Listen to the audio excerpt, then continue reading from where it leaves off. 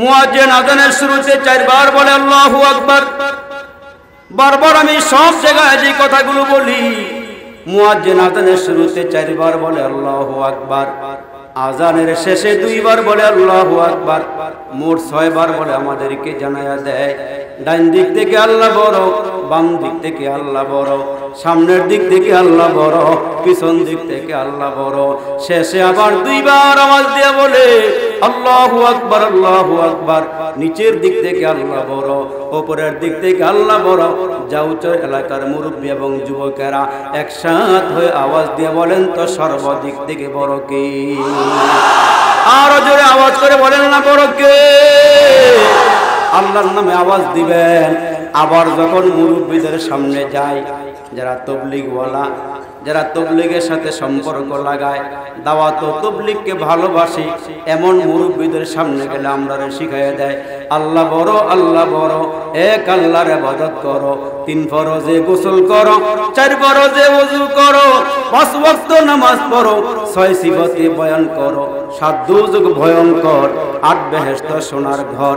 যদি চাও বাঁচতে চলে যাও গাছতে, আসার আগে আজরাইল চলে যাও কাকরাইল, আর কইরো না ভঙ্গি চলে যাও টঙ্গি। মুসলমান আমার নাম, দাওয়াত ও তবলিগ হলো আমার কাম, তবলিগ আমার গাড়ি, পরকালে জান্নাত আমার বাড়ি। জোরে কন্না আল্লাহু আকবার। আর একটু জোরে বলেন না আল্লাহু আকবার। তবলিগের কাজটা ভালো না খারাপ? আর জোরে বলেন ভালো না খারাপ?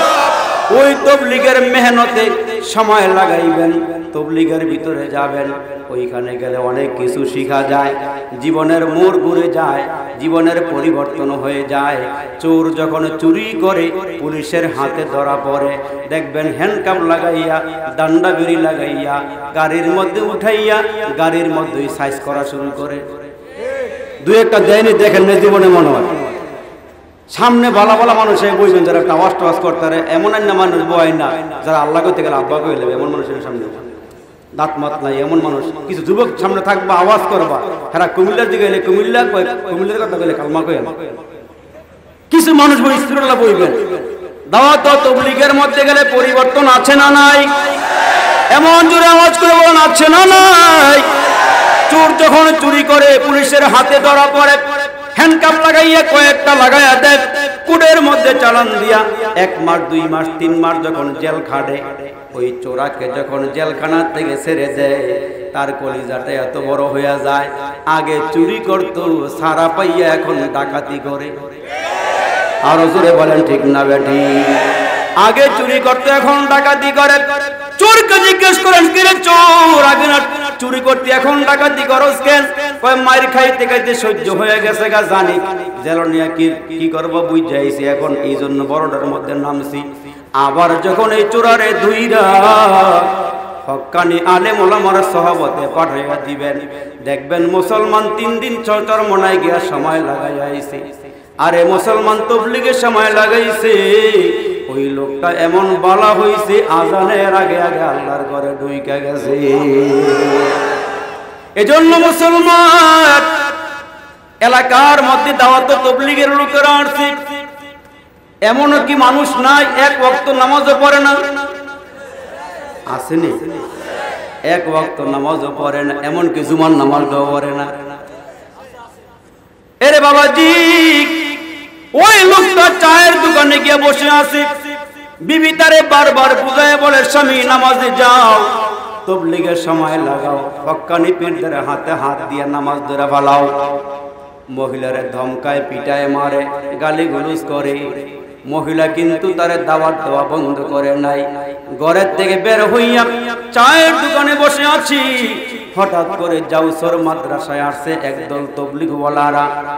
তবলিগের আমির সাহেব সহকারে কয়েকজন সাথী লইয়া যখন রাস্তায় বের হয়ে গেছে, গিয়ে দেখে এই লোকটা চায়ের দোকানে বৈশা বৈশা চা খাইতেছে। আমির সাহেব সহকারে ঘেরাও করিয়া দইরা সালাম দিয়া বলে, ভাই নাম কি? নাম শুই না, কয় মনে হয় তুমি একজন মুসলমান, কিন্তু বাইরে আসরের নামাজটা পড়ছুনি? কয় না না, আসরের নামাজ পড়ি নাই। জোহরের নামাজ পড়ছুনি? কয় না হুজুর, 1 বছরের ভিতরে নামাজ পড়ছি কিনা আমার মনে পড়ে না। এই মানুষ নাইও। আবার দেখবেন হ্যাঁ সাফার মধ্যে যে নামাজ পড়ুক আর না পড়ুক, আল্লাহরে ডাকুক আর না ডাকুক, ভালো কাজে যাক আর না যাক, মাদ্রাসা মসজিদে দান করুক আর না করুক, দেখবেন সাফার মধ্যে আল্লাহর এত জোর দিছে নামাজ পড়া না একক তো বুকে থাপ্পড় দিয়া হুজুর নামাজ পড়ে না পড়ি মনটা শক্ত আছে, মনটা শক্ত আছে। আওয়াজ দিয়ে কন্যা আছে না নাই? আছে না নাই? ইমান বড় শক্ত আছে, নামাজ না পড়ি ইমান শক্ত করে নিছে। মুসলমান বাবাজিরা রে আমার, আমি সব ডাক দিয়ে কি বাবা অবশ্যই চলেন নামাজটা পড়ে আসি। আমরা তো জামাতে নামাজ পড়ে বের হইছি, আপনি তো মুসলমান, আমাদের একটা হক আছে আপনার উপরে, আপনাকে দাওয়াত দিয়া মসজিদে নিয়ে যাব। যখন তবলিগের আমির সাহেব ঘেরাও করিয়া ধরছি, বিবি আমার ঘরের ভিতর থেকে কেমনে ধরে দেখে বলাইছে স্বামীর আজকা ধরছে, মহিলায় ভিতর থেকে খুশি হয়ে গেছে আর মনে মনে কয় জায়গা মতন পড়ছে আজকে। কি কি কি আজকে জায়গা মতন পড়ছে, আজকে আর ছাড়বো না, হুজুরে ধরছে তো ধরছে, হুজুর আমি দোয়া করতেছি আপনি ধরে লইয়া যান নামাজটা। হুজুরে এমন ধরা ধরছে, এরে মুসলমান এই লোকটারে ধইরা বুঝাইয়া সুজাইয়া মসজিদে নিয়ে গেছে, ওযু করাইয়া আসরের নামাজটা পড়াইছে আর বলে ও ভাই আপনার কি কোনো কাজকর্ম আসেনি? কয় না হুজুর। কয় তাইলে একটা কাজ করেন, মাগরিবের নামাজটাও জামাতে পড়ে একটু বয়ান শুনে যাইয়েন, একটু বয়ানে বসবেন, আমাদের সাথে একটু বসবেন, বয়ানের পরে আমাদের সাথে নাস্তা করবেন। এখন মাগরিবের নামাজটাও লোকটা পড়ছি, মাগরিবের নামাজ পড়ে বয়ানে পড়ছি, আর আমির সাহেব হুজুর সাথে যারা ছিল সাথী ভাইদেরকে বলছে ভাইরা রে এই লোকটার দিলের পরিবর্তনের জন্য একটু দোয়া করতে থাকো। বুখারীর হাদিসের মধ্যে আছে বাইনা ইসবাইনে রহমান, আল্লাহর কুদরতি দুই আঙ্গুলের মাঝখানে হলো বান্দার কলব। আমার আল্লাহ যেদিকে ইচ্ছা সেদিকে বান্দার কলবটা ঘুরাইয়া দেয়। তামাম দুনিয়ার মানুষ মিলিয়া চেষ্টা করলে একজন লোককে নামাজ পড়াইতে পারবেন না, হেদায়েতের মালা গলায় পড়াইতে পারবেন না। আমার আল্লাহ ডাক দিয়া কয় ইন্নাকা লা তাহদি মান আহবাবতা ওয়ালাকিন্নাল্লাহা ইয়াহদি মান ইয়াশা। হেদায়েত দেওয়ার মালিক কি? আওয়াজ করে বলেন না কি? আমি আর আপনি আপনার কান পর্যন্ত আমি ওয়াজ পৌঁছাইয়া দিব, আমা আলাইনা ইল্লাল বালাগ। আপনার কান পর্যন্ত ওয়াজটা পৌঁছাইয়া দেওয়ার দায়িত্ব আমার, আর আপনাকে হেদায়েতের মালা পরাইয়া দেওয়ার দায়িত্ব কার? এবার যখন বয়ানে বৈশা গেছি, একেবারে মুসলমান দিল খুইলা বয়ান শোনা শুরু হয়ে গেছে। লোকটা ওই বয়ানের মধ্যে বৈশা ডাক দেয়া কয় হুজুর, ও হুজুর জীবনে বহু ভুল করছি হুজুর, আমাকে 3 দিনের সময় লাগাইবার জন্য নামটা লেখা লইয়া যান। আরে হুজুর কোন চিনল যারা কিনল তারা, চিনে নাই যারা কিনে নাই তারা, চিনল যারা কিনল তারা, চিনে নাই যারা কিনে নাই তারা। রসুল চিনবে যারা আমার আল্লাহ পাবে তারা, আল্লাহ পাবে যারা পরকালের জান্নাত পাবে তারা। আমার হাওয়া গন এই লোকটা 3 দিন সময় লাগাইয়া দিল। 3 দিন সময় লাগাই আসার সময় আমি সবকে ডাক দিয়া কই হুজুর আমি তো পুরা চিল্লা পারবো না, একসার লাগাইতে পারবো না, ও হুজুর আরো 10 দিনের জন্য আমার নামটা লেখাইয়া দেন। আরে একটু জোরে করেন আল্লাহু আকবার। 3 দিন লাগাই এখন 10 দিন সময় লাগাইয়া দিল। এই 10 দিনের ভিতরে মুসলমান একদিনকার হালাত হইল। আমি সব ডাক দেখো মিয়া 3 দিন 6 দিন পার করলে এখন তো তোমার আজকে একটা কাজ করা লাগবে। কয় হুজুর কি কাজ করা লাগবে? কয় তোমার সাথে আরো 2 জন সাথী দিব, তুমি একজন সহকারে 3 জনে মিল্লা সাথী ভাইদেরকে খানা পাকাইয়া খাওয়াইবা। এই লোকটা মনে মনে কয় এই খানার লাইগা আমার বউডারে কত পিড়ান পিড়াইছি, লবণ কম হইলেও পিড়াইছি, বেশি হইলেও পিড়াইছি, আজকের হালাত কি হবে? ডাক দিয়ে আমি সব হুজুর আমি কোনোদিন রান্না করি নাই, আমি সব ডাক দিয়ে রান্না করতে হবে না, তোমার কাজ হইল চুলার মধ্যে আগুন ধরায় খালি লাকড়ি ঠেলবা। কি কি কি তোমার কাজ হলো খালি লাকড়ি দিয়ে আগুন জ্বালায় রাখবা, বাকি সাথী ভাইরা করব। মুসলমান ভাত রান্না হয়ে গেছে, শাকসবজি রান্না হয়ে গেছে, তরকারি বসাইয়া দিয়া যারা সাথী ভাই ছিল তরকারি বসাইয়া হলুদ মরিচ লবণ দিয়ে কমপ্লিট করে বলে ভাই তুমি একটু বসে বসে খালি জাল দিবার থাকো, আগুন ধরাইয়া রাখো, আর কোনো কাজ করা লাগবে না, তুমি একটু এই কাজটা করো, আমরা একটু হাত মুখ ধুয়ে আসি। এই লোকটা সর্বশেষ চিন্তা করে আমি আমার বিবির পাশে অনেক দিন বৈশা বৈশা দেখছি তরকারি হওয়ার শেষের সময় সে একটু লবণ দেয়। কি দেয় কর না কি দেয়, দেখবেন মহিলার আঙ্গুল ঢুকায় দেখে লবণ ঠিকঠাক মতো হয়েছিল, না হইলে একটু লবণ মারা দেয়।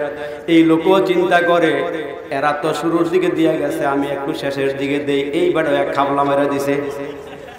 এখন যখন ভাত তরকারি রান্নার শুরু হয়ে গেল, লম্বা করে দস্তরখান বিছায়া দিয়ে সবাই খানা দিছে, ডিশের মধ্যে বড় ডিশে 3জন 4জন করে বৈশা খানা খাইতেছে। লোকমা বানায়া যেই মুখের মধ্যে আর ভিতরে আস্তাগফিরুল্লাহ লা হাওলা ওয়ালা কুওয়াতা ইল্লা বিল্লাহ, লবণ কড়া হইছে কিন্তু খানার দোষ ধরে না, ভিতরে আস্তাগফিরুল্লাহ লা হাওলা ওয়ালা কুওয়াতা কইতেছে। সবার খাওয়া দাওয়ার শেষ, এইবার হচ্ছে এই বেটার খাওয়ানোর পালা। এই বেটায় যখন খানার লোকমা বানাইয়া মুখের ভিতরে দিছে কয় ইন্না লিল্লাহি ওয়া ইন্না ইলাইহি রাজিউন। আজকে যদি বাড়ির বেডি এই খানাটা পাকাইতো, তরকারি পাকাইতো, আর মারে সহকারে 14 তালাক দিতাম। এই মানুষ নাই কেমন হয় আমাদের দেশ। আরে মিয়া মারতে হ্যাসরান যাওয়ায় পাবি, আমি এই বেটার ঘর সংসার করতে আইসা কত পিডান খাইছি, শরীরের মধ্যে কালো কত দাগ হয়ে গেছে। যদি 3-4টা ছেলে মেয়ে না হইতো এর মুখের উপরে লাথি মেরে যাইতাম গা। এই মানুষ নাইও যাও তোর হারে ফেরত গেছে মনে হয় গ্রাম নাই কেটে কে রাগ হইতেছেন আপনারা? আপনাকে লোকে মোহাব্বত আছে বলে আমি দায়িত্ব খাটাই ওয়াজ করতাম, ঠিক কিনা জোরে কর। এখন 2-4 জন একসাথে বুঝে আমগোটায় মক্কার আবু জাহেলের চোখ খারাপ, আরেকবারই উল্টা দাগ দিয়ে কয় কি হইছে ভাবি, কয় পিটাইতে মারতে শরীরে দাগ বানাইছে, দেখানোর কোনো জায়গা নাই এমন মরা মারছে। আরেকবারে উল্টা ডাক দিয়া কয় স্বামীর তো দোষ কইও না, কয় কি হইছে, কয় একটু আগে গিয়ে দেখো ওই যে বড় একজন হুজুর আছে, উনি আবার স্বামী স্ত্রীর মহব্বতের তাবিজ দেয়। কিও একটা জায়গা দিয়া বাস এখন না একজন আরেকজনের দেখায় বলতেছে একটু দূরে গিয়ে দেখো একজন বড় হুজুর আছে, উনি আবার স্বামী স্ত্রীর মহব্বতের তাবিজ দেয়। এই তাবিজটাই না খালি বাইন্দা দিলে আর মারামারি হইতো না। ভিডিও তাইলে ভালোই হয়েছে, অসুবিধা কি, মারামারি না হলে তো ভালো। এই আল্লাহর বান্দি চলে গেছে একজন বড় হুজুরের বাড়িতে গিয়া কয় হুজুর আমার স্বামী আমারে মারতে পিটাইতে অস্থির করে বলাইছে, ও হুজুর আমার স্বামী স্ত্রীর মহব্বতের একটা তাবিজ দেন। হুজুরে ডাক দিয়ে কাম্মা গো আগে রোগের হালাত বলো, কি রোগ তোমাদের মধ্যে বলো, তারপরে ওষুধ দিব। মহিলা ডাক দিয়ে কয় হুজুর আমার স্বামীটা এত খারাপ, আমারে মারতে পিটাইতে হাসরাম দেওয়া নাই, ঘরের থেকে টাইনা বাড়ি করে নাই হুজুর। ও হুজুর মাঝে অপেক্ষা করি, গোসলের আগে বইয়া থাকি, ঘরে এসে 2-1টা মায়ের দিয়ে গোসলের আগে দিলে বালা, মাটি যা পরে গোসল করে শেষ করে হারামো। এইবার হুজুর ডাক দেয় মাগো কি হয়েছে বলো, কয় তোমার মধ্যে কোনো দোষ নাই, সব স্বামীর দোষ। কয় না হুজুর আমারটা দেখেন তো দোষ হয় কিনা। কয় কি বলো, কয় হুজুর আমার স্বামী একটা কইলে আমি 10টা কইলাই। একটা কইলে কয়টা কয়, কি আপনার কথা কইতেন না, একটা কইলে কয়টা কইলাই, তাহলে বেড়ে যদি মুহ কথা বেটা কয় জিদ উঠেনিও তখনই কিছু দেওয়া শুরু করে।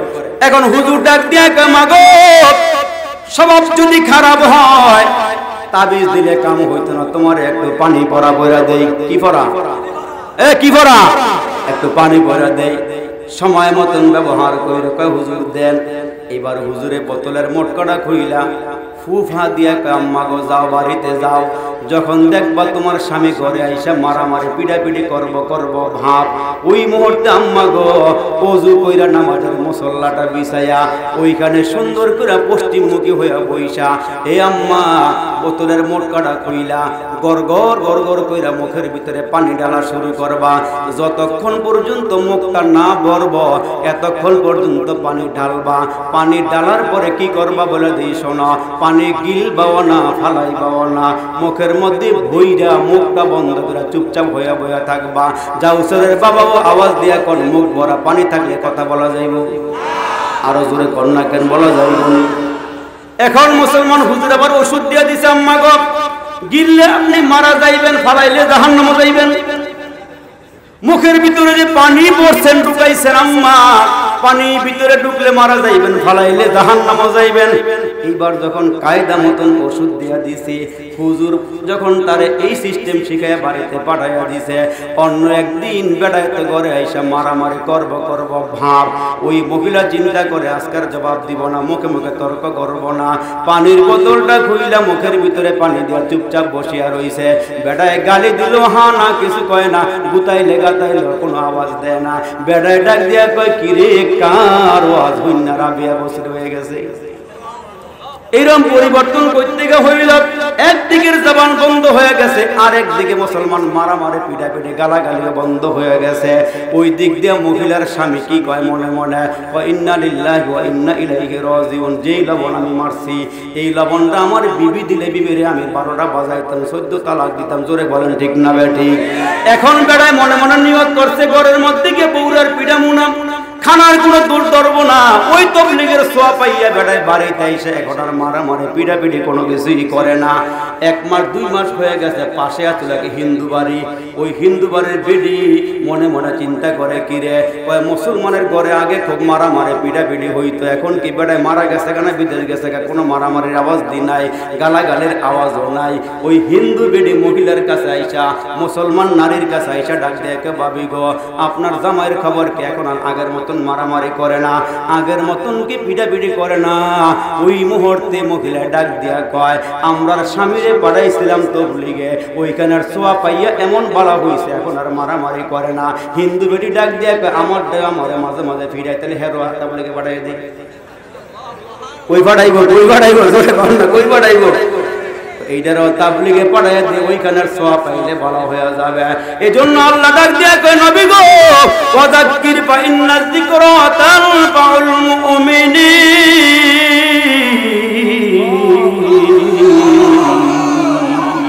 আল্লাহ ডাক দিয়ে কয়, নবী গো আপনি ওয়াজ করেন, আপনি নসিহত করেন, আপনি বয়ান করেন, দেখবেন গো নবীজি আপনার বয়ান শুনলে দেখবেন কাফেররা কালিমা পড়ে মুসলমান হয়ে যাবে।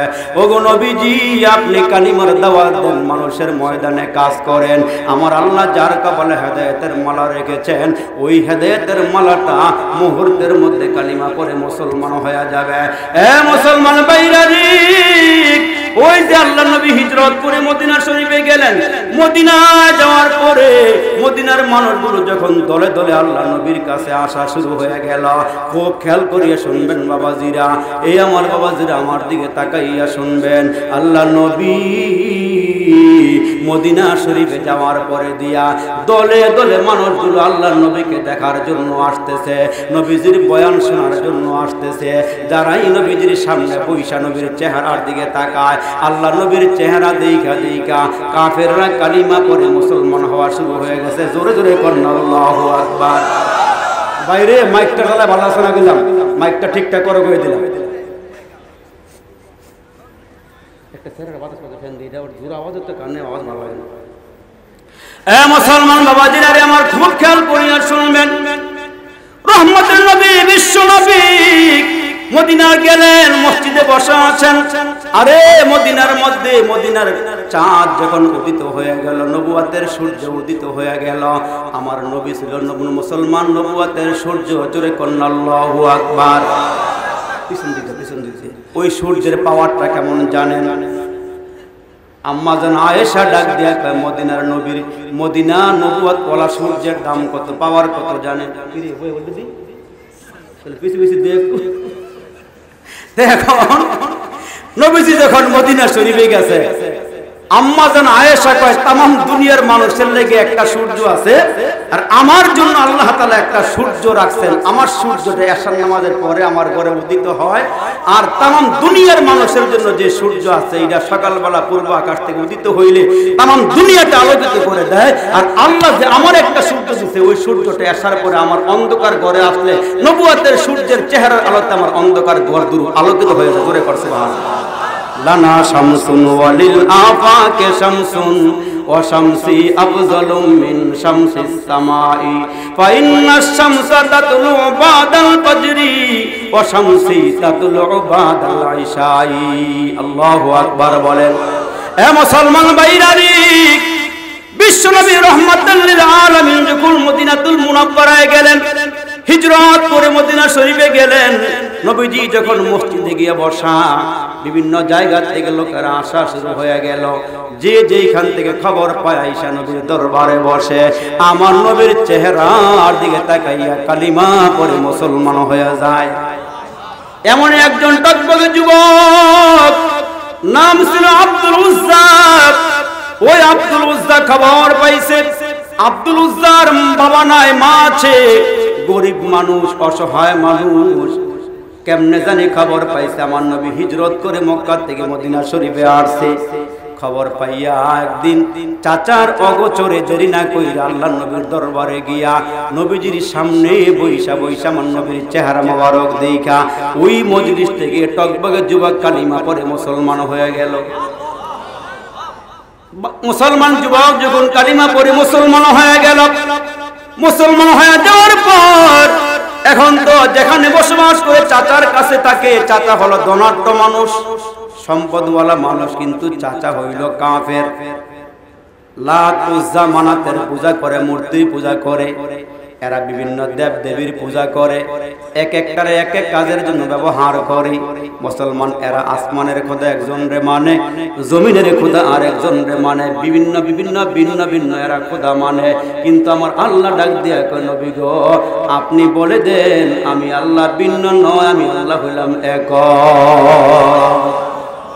এ মুসলমান ভাইরানি, আব্দুল উজ্জা কালিমা পড়ে মুসলমান হয়ে গেল, চাচার দরবারে চলে গেল। যেহেতু বাবা নাই, চাচা হইল ধনী, সম্পদের মালিক, কিন্তু আব্দুল উজ্জা নবীর দরবার থেকে যখন কালিমা পড়ে মুসলমান হয়ে গেল, আমার নবী ডাক দিয়া কয়, আব্দুল উজ্জা রে, তোমার নামটা পরিবর্তন করা লাগবে। এই নাম রাখলে আর চলবে না, তুমি আজকে থেকে নাম রাখবা আব্দুল্লাহ, তুমি হইলে আল্লাহর বান্দা। জোরে কোন সুবহানাল্লাহ। আব্দুল উজ্জা মানে, উজ্জা তো মূর্তির নাম, উজ্জার গোলাম। আর ইদ্দে রাসূল বলছেন না, তুমি উজ্জার গোলাম না, উজ্জার বান্দা না, তুমি আল্লাহর বান্দা। আমরা কার বান্দা বলেন না জোরে, আমরা কার বান্দা? আমরা আল্লাহর বান্দা। তা আব্দুল্লাহ নবীর দরবার থেকে বিদায় হয়ে গেল। মাঝে মাঝে নবীর দরবারে আয়েশা দেখা করে, নবীজির সামনে বসে, নবীজির দরবারে বইসা বইসা আল্লাহ নবীর বয়ান শোনেন। বয়ান শুনতে শুনতে আল্লাহর মোহাব্বত তার দিলের ভিতরে এত বসা বসছে, তার দিলের ভিতরে এমন করে নবীজির মোহাব্বত, আল্লাহর মোহাব্বত ঢুইকা গেছে। মনে হয় যেন আল্লাহ এবং রসুলের খাতিরে দুনিয়ার সব ত্যাগ করা সম্ভব, কিন্তু আমার আল্লাহ এবং রসুলকে ত্যাগ করা সম্ভব নয়। আল্লাহর প্রতি এমন একটা অগাধ ভালোবাসা চলে আসছে, নবীর প্রতি এমন একটা প্রেম তার অন্তরে জন্মাইছে। এখন মুসলমান নবীর দরবার ছাড়া কোনো কিছুই ভালো লাগে না, মাঝে মাঝে নবীর দরবারে যায়। হঠাৎ করে একদিন চাচা কেমনে জানি বুঝা ফেলাইছে, আব্দুল্লাহ একটু পরিবর্তন মনে হইতেছে। মনে হয়ে যেন এখন মূর্তির সামনে আর যায় না, মূর্তির সামনে আর যায় না। যে যা যখন যা করার দরকার ছিল এখন তা করে না। এই আব্দুল উজ্জাকে একদিন চাচা ডাক দিয়ে, বাতিজারে আসো, তোমার সাথে কিছু আলাপ করব। বাতিজারে আমি জানতে চাই, তোমার মধ্যে আমি ইদানিং একটু পরিবর্তন দেখতেছি। বলো রে বাতিজা, তুমি কই গেছিলা, তুমি কোথায় গিয়েছিলা বলা। বাতিজায় ডাক দিয়া কয়, চাচা আমি যতই ইমানের আওয়াজ গোপন রাখতে চাই, সেটা গোপন থাকতে চায় না। ও চাচা, আমি তো আব্দুল্লাহর ছেলে মুহাম্মদের দরবারে গিয়ে ওনার চেহারা দেখে ওনার বয়ান শুই না, আপনার ধর্ম ত্যাগ করে আমি মুহাম্মদের ধর্ম গ্রহণ করে ফেলেছি। আমি কালিমা পড়ে মুসলমান হয়ে গিয়েছি। চাচা প্রথম বুঝাইয়া বলতেছে, বাতিজারে মুহাম্মদের ধর্মে দীক্ষিত হইও না, মুহাম্মদের ধর্ম গ্রহণ করিও না। আমরা যেই ধর্মে আছি এই ধর্ম গ্রহণ করো। এই ধর্মের মধ্যে আমার বাবারাও ছিল, দাদারাও ছিল, পূর্বপুরুষ ছিল। হঠাৎ করে মুহাম্মদ নামে একজন ব্যক্তি আইসা আমাদের সমাজে পরিবর্তন করে দিয়েছে, আমাদের মধ্যে একটা পেশগোছ লাগাইয়া দিয়েছে, মুহাম্মদের ধর্ম ছেড়ে দাও। কিন্তু আব্দুল্লাহর ভিতরে আল্লাহর মোহাব্বত, নবীর প্রেম এত গভীরভাবে ঢুকছে। ওই চাচা, আপনার ধন সম্পদ, আপনার বাড়ি গাড়ি সব ছাড়তে পারি, মুহাম্মদের দরবার আমি ছাড়তে পারি না। মুহাম্মদ আমি এত ভালোবাসা বানাইছি চাচা, যদি আপনি বলেন আমার কল্লা মুহাম্মদের নামে দেওয়া লাগবে, আমি তৈয়ার আছি।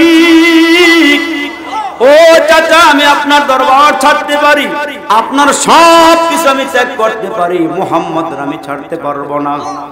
মুহাম্মাদের প্রেম আমার সিনার ভিতরে ঢুকে গিয়েছে।